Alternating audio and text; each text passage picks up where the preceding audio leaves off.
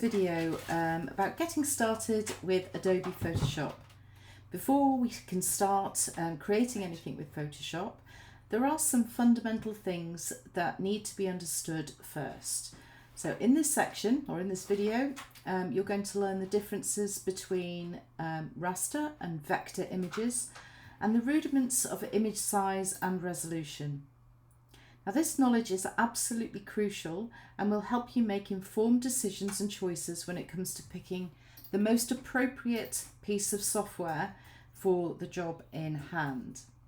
So now I've mentioned raster images, and what you can see on the screen at the moment is a Photoshop document, which is a raster image or raster file.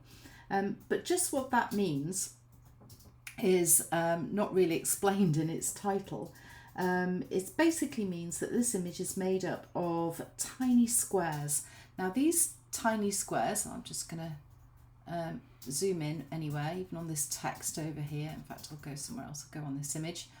And we zoom in and you can see that the image, as we zoom in, breaks down into these small squares called pixels. Now the etymology of the word pixel comes from picture and element.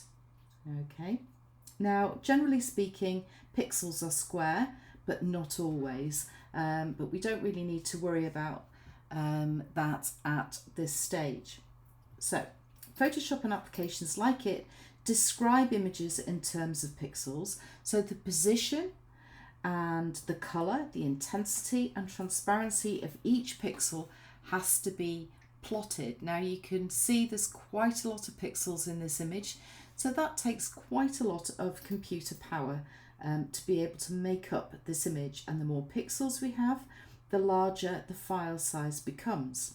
And generally speaking, the more pixels we have also means the image is higher quality too, but that is not always the case, but we'll come to that in due course. Now, the alternative to making images from tiny little squares like this, these little pixels, is to use something called vectors. Okay, now vector images is a file or image that is fundamentally different in terms of how it's made. It is described as plotted points and paths drawn between those points. And Adobe Illustrator is the industry favourite for creating vector-based artwork. So let's just very quickly have a look at some vector artwork. So here is a drawing of a garment. This is a red dress. And you can see as I move across this garment, you can see these paths that are being highlighted, showing the shapes that have gone to make up this drawing. So if we zoom in, we can keep zooming in and we will never see a pixel. Okay, and if I just switch the image, here's another one, and again you can see we've got these very crisp lines. There are no pixels on display at all, no matter how far we zoom in. Okay, so I can keep zooming in and I'm up to 64,000% and not a pixel in sight. Okay, so that's the fundamental difference between vector-based and raster or pixel-based images. Now, what do we use them for? Well, generally speaking, raster files are not particularly scalable. They're the ones that we were looking at in Photoshop. So let's just pop back to Photoshop. So they're not particularly scalable. Reducing the size of a raster image means that some of the pixels will be discarded. This isn't a problem, but the image no longer has that detail described in those discarded pixels. So if you then enlarge the image by adding pixels, the original information is fundamentally lost. And the software then has to invent new pixels. Now we'll demonstrate this to you in just a few minutes. So the newly enlarged image will be fundamentally different to the original, because you're just basically getting the software's best guess at what should be there. And for the most part, Photoshop does do a reasonable job, but when you compare it to the original, you will be able to see the difference. Okay, so by changing the size of the image, by reducing it in size and then or even rotating the image, you are degrading the quality of the original. Okay, now vector images, let's pop back to Illustrator again. Vector images are not made of pixels. And as I say, they're described in mathematical terms. The points are plotted. So let's just have a look at what that actually means.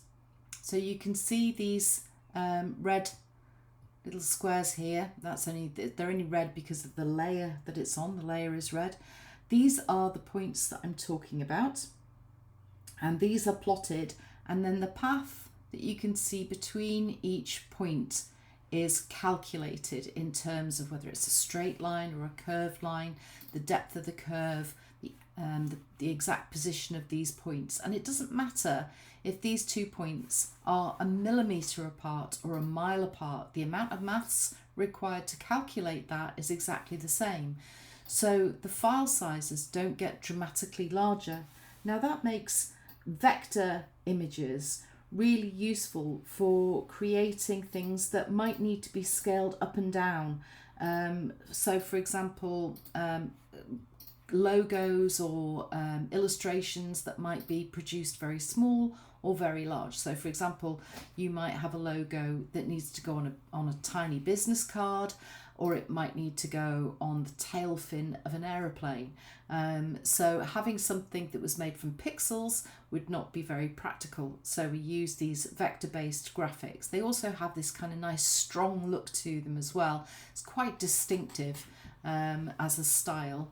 Okay, so let's go back to this drawing of a garment. There also is a very useful way of drawing garments as well. There we are.